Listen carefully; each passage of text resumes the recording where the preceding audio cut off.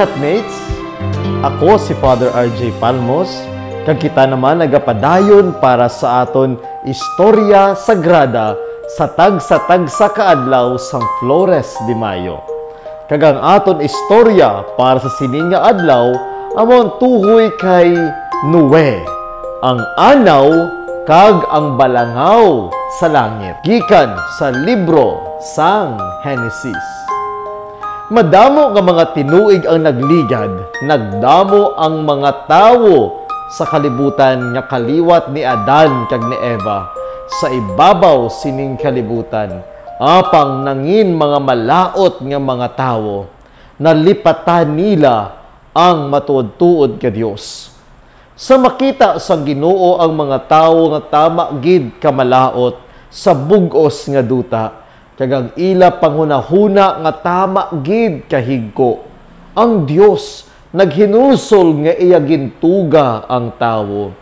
Gani nagsiling ang Dios, laglagon ko ang tanan nga mga tawo nga ako gintuga sa duta. Laglagon ko man ang tanan nga mga kapispisan, kag naginusol gid ako kag ginhimo ko sila tanan. Apang ang Ginoo nalipay sa isa ka tawo nga ginhingalanan kay Noe. Si Noe may 3 ka anak nga lalaki nga mosanday Shem, Ham, kag Japhet. Siya gid lang ang isa kag ang tanan. Siya lang gid ang matarong nga tawo sa iya panahon, kag siya lang gid ang nagkabuhi upod sa Dios. Gani ang Diyos nagsiling kay Noe, pagalaglagon ko ang katawhan, maluwas lamang sa imo. Magapadala ako sing tuman nga anaw, nga magalaglag sa bug-os nga duta. Kag ang tanan nga sa duta mapatay. Apang magahimo ako sing kasugtanan sa inyo. Si Noe, gintudloan sang Dios kung paano ang paghimo sang arka. Ginhatagan sang Dios si Noe sa nagakaigo nga mga panukol kung ano kadako kasangkad kag kataas ang arka. Gani ginsugura ni Noe ang pag-obra sang arka suno sa tanan nga ginsugo sang Dios. Ginhimo niya ini kag ang tanan nga mga pagkaon nga nakatago. Nagdala man siya sa isa ka pares sang sining tanan nga mga sapat suno man sa ginsiling sang Dios.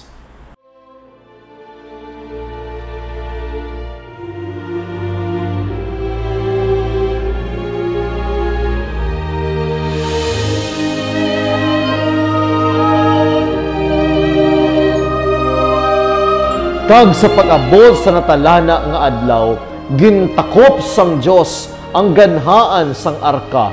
Kag sa sulod sang kapatan o kun 40 ka adlaw, kag 40 ka gabi, nagbundak kag nag-anaw ang ulan sa bug-os nga kadutaan. Sa sulod sining mga kaadlawan kag mga kagabihon, nag-anaw ang bug-os nga duta nga nagpatay sang tanan nga sahi sang kabuhi nga wala nakasulod sa arka.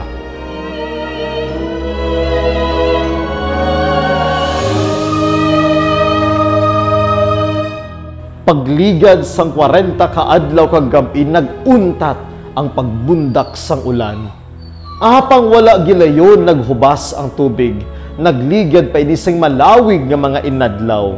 Gani si Noe nagpangita sang pamaagi agud nga mabal-an niya kung naghubas na ang bug-os nga duta, agud iya na pagabuksan ang ganhaan sang arka, kag sila kag kaupod sa iban nga mga tinuga sa sulod sang arka, makaamat-amat nagwa gikan sa sining lugar.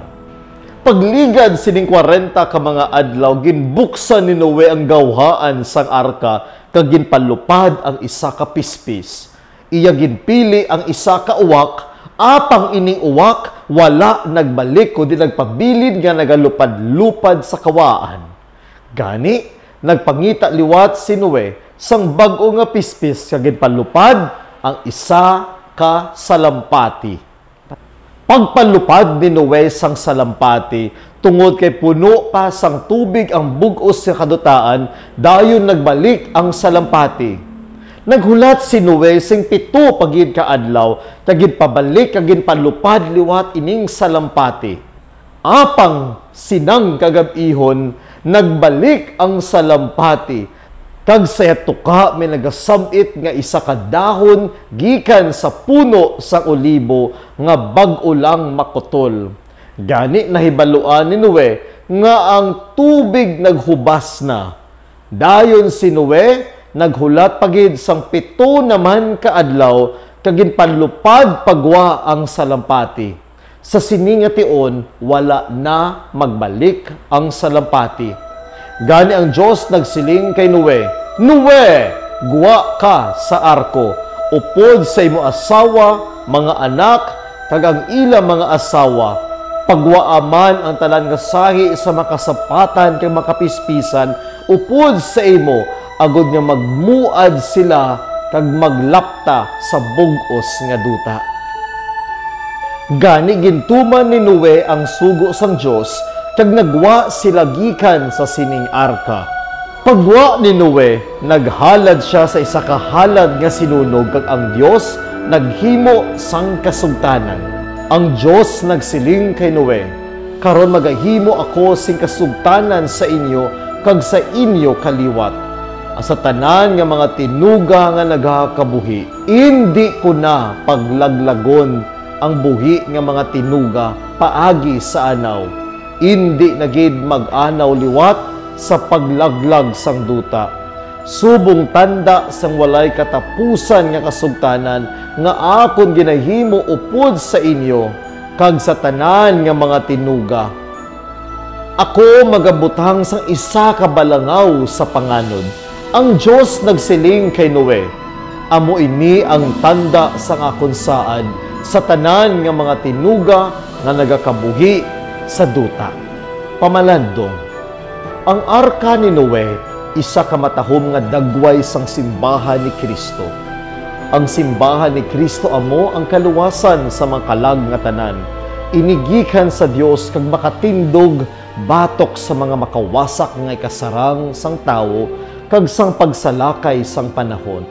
Ang balangaw sa langit amo ang talikala sang pag-iusa sang Dios kag kay Noe. Ang pagtuman sang buluhaton na hanungod sa relihiyon amo man ang bilang balangaw nga nagapahayag sang pag-iusa sang isa ka tawo sa aton tagtuga. Ini mga utod ang aton istorya sagrada sa sining adlaw. Si Noe, ang anaw kag ang balangaw.